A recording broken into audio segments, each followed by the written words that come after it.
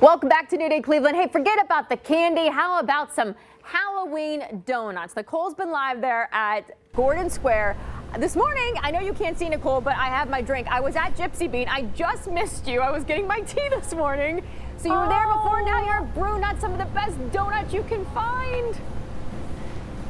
Natalie, I am sorry that I missed you at Gypsy Bean, but I'll tell you, I was over there and they said you have to check out Brewnuts next. So that's where we are. And let me tell you, this is honestly probably one of the most unexpected combinations that you would think of. We're talking beer, we're talking coffee, we're talking donuts, but I actually think that that is probably what makes it so wonderful, because we're here at Brewnuts in Gordon Square. Joining me is one half of the husband and wife duo. This is Shelly Pippin. Shelly, Hi. it's so good to see you. It's wonderful to have you. So I apologize in advance. I have known about Brewnuts for years. Okay.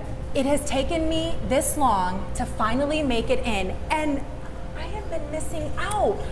This is so cute. I love it. We are a little hub down here. We are the Guilty Pleasure Center. So how long have you actually been here?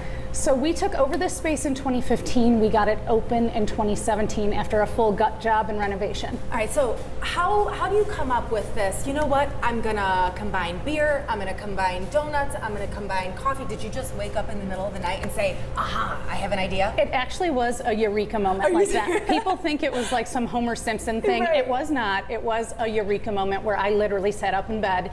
My husband was watching TV, then fiance, now husband, was watching TV in our living room of our little tiny condo at the time, and I said, what if we made donuts? What if we had a bar? What if we made beer donuts? What if we combined it all? Yeah. And voila, you know, years later, this has become kind of a staple for people to come to. We're a destination for sure. You are a destination. All right, so one of the things that I wasn't sure about, do you make the donuts with beer? Do you serve the donuts with beer?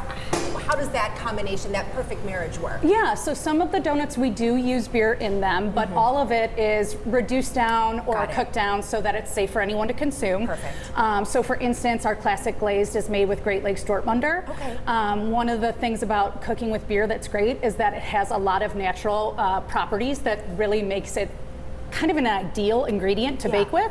So we can turn it into a reduction on our stovetop, and it works similar to honey, which is something that people use a lot of times in their icings and glazes. So are you self-taught, you and your husband? We Did are. you just kind of experiment in your home kitchen? We always say like YouTube University. Really? So at what point then during this process did you look at your husband and say, you know what, I think this is more than just a hobby. I think this is a full-fledged business idea that is going to succeed?